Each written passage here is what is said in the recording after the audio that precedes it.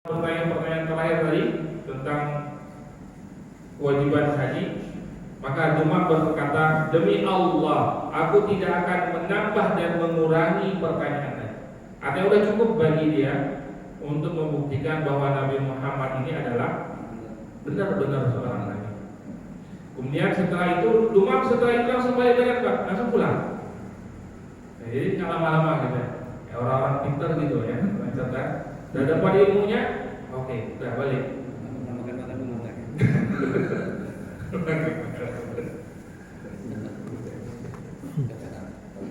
Ada bebek hijau.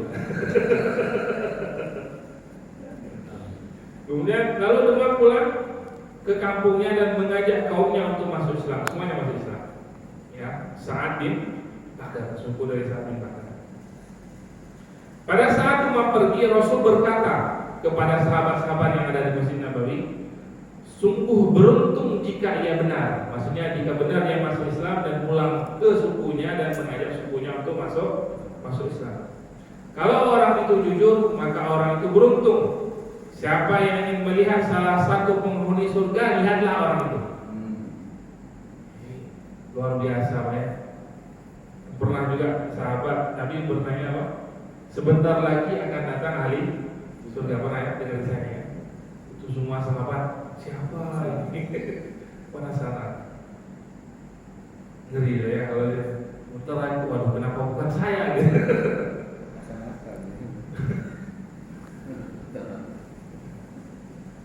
Kemudian bagaimana Dumam tadi itu menyimpulkan bahwa Nabi Muhammad benar dengan jawabannya? Karena dia melihat ketika Nabi menjawab pertanyaan Dumam, sedikit pun tidak ada gugup. Percaya benar Nabi. Ya, percaya kan? Seperti kita ngobrol dengan orang yang percaya diri banget gitu ya. Cuma masalahnya sekarang dipakai sama orang bohong banyak, benar? Masalah dia. Yeah. Orang bohong juga belajar ilmu itu Pak. Jadi apa? Percaya dengan kebohongannya itu.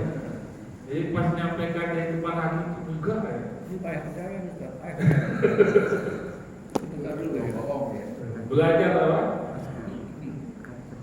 Yakin dengan kebohongannya. Tapi ada satu hal yang saya senang ini bahwa kejahatan itu tidak pernah sempurna. Pasti ada celahnya gitu ya. Karena orang melakukan kejahatan itu paling nyimpen bangka ya. Pasti bau ya. Udah nutup-nutupin CCTV macam-macam gitu ya. Bongkar juga. Maka di sini pelajaran yang bisa kita ambil dari Dumam apa? Bolehnya bertanya untuk menambah keyakinan. Jadi kalau nggak paham, tanya Pak. Ketika ada majelis ilmu gitu ya, ada pembahasan.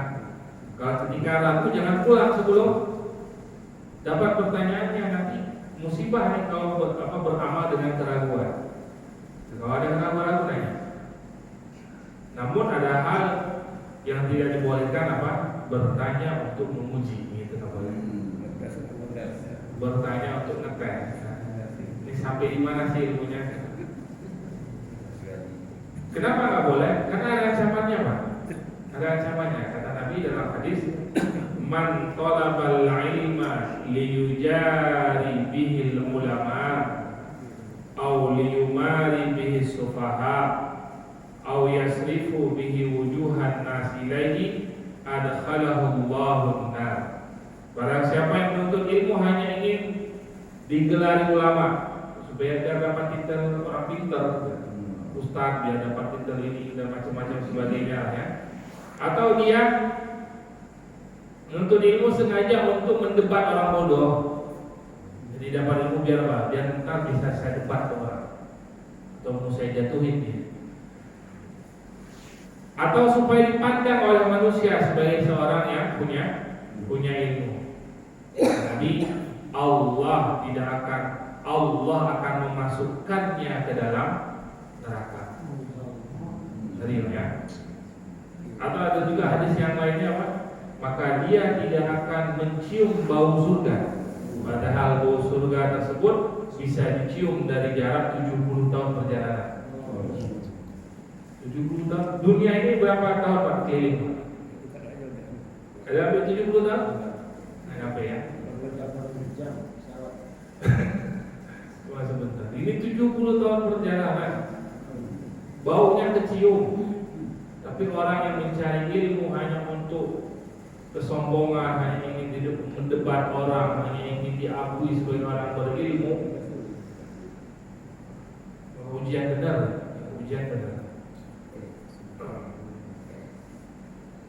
Baik, selesai kisah tentang suku Sa'ad bin Bakar. Kemudian masuk berikutnya adalah masuknya wilayah Najran. Ya, wilayah Najran ini wilayah yang mayoritas penduduknya adalah Nasrani. Seluruh penduduknya itu beragama Nasrani. Najran ini, kalau masih ingat Pak kisah Nabi ketika awal diajak berdagang ke Syam oleh pamannya, kan ada pendeta, ada gereja, pendeta siapa? Bahir. Nah itu Najran, daerah situ. Seluruhnya itu agamanya Nasrani. Ya, kalau pendeta Bahir sendiri, kalau dalam riwayat disebutkan apa? Ketika ini kan zaman fatrah gitu ya, hidupnya itu ya. Tapi raja pendeta Bahira itu menyampaikan, kalau panjang umurku, ketika engkau diangkat menjadi nabi, maka aku akan menjadi pengikutmu. Ternyata apa? Bahira ini nggak panjang umurnya, meninggal sebelum nabi menjadi Muhammad yang akan menjadi nabi. Nah itu Najran, daerah situ. Nah maka daerah Najran ini dipimpin oleh seorang raja yang cerdas. Ya, dia punya raja yang cerdas, namanya Surahbil. Ya, namanya Surahbil. Nabi menyurati raja Najran, pendeta Najran ini, ya, karena bagi mereka pendeta ini masih menjadi kalau zaman dulu itu kekuasaan raja itu masih di bawah gereja, jadi semuanya masih minta fatwa gereja gitu ya. Maka Nabi menyurati pendeta Najran. Kata pendeta Najran, sudah sampai surat dari orang yang mengaku Nabi kepadamu, dan engkau tahu bahwasanya zaman ini adalah zaman diutusnya Nabi akhir zaman, dan aku melihat seluruh tanda kenabian ada pada dirinya. Kata pendeta kepada Surahbil. Surahbil ini raja yang ketika memutuskan selalu pas gitu. Ketika dia mengambil sikap pasti benar. Maka Surahbil mengatakan, engkau lebih ahli dalam bidang ini, aku ikut pendapatmu. Cerdas orangnya kan. Jadi dia tidak memutuskan, walaupun dia ini bukti kecerdasannya apa? Ketika dia dihadapkan dengan sebuah urusan yang bukan kapasitasnya, dia akan mengembalikan kepada orang yang memang punya kapasitas untuk memutuskan. Makanya Surahbil ketika ditanya oleh pendetanya, engkau yang lebih tahu. Maka nanti kisahnya apa? Pendeta ini mengumpulkan semua penduduk-penduduknya gitu ya, menyampaikan, wahai penduduk Najran gitu ya, sudah sampai surat kepadaku dari Muhammad yang mengaku Nabi, dan kita tahu bahwa ini adalah zaman keluarnya Nabi terakhir, dan semua tanda-tanda kenabian aku melihat ada pada dirinya. Pendeta Najran sudah mengaku juga dengan kenabian. Bagaimana menurut kalian? Apakah kita beriman dengan dia? Kata penduduknya, ya engkau yang lebih tahu. Kalau memang benar, ya udah kita beriman. Kalau enggak ya jangan. Tapi belum selesai juga. Akhirnya apa? Surahbil itu mengutus Nabi beberapa orang pendeta menghadap kepada Nabi dengan memakai baju-baju bagus, dengan membawa kendaraan-kendaraan. Kalau orang lihat, kalau hari ini kira-kira itu bawa apa? Versi gitu ya, bawa mobilnya bukan mobil sejuta umat ya. Mobil yang jalan-jalan kita lihat gitu ya. Jadi mobilnya gitulah kurang lebih, bawa kendaraannya kendaraan mewah lah ya. Sebenarnya mereka seperti itu ingin menguji Nabi. Nabi tertarik nggak dengan kekayaan-kekayaan ini? Nah, nanti akan kelihatan bagaimana Nabi nyuaikin mereka, Pak. Mereka datang nih, suku-suku Arab datang, semuanya diterima oleh Nabi. Ayo masuk, ayo masuk. Pas mereka nggak diterima, Pak, dicuekin sama Nabi.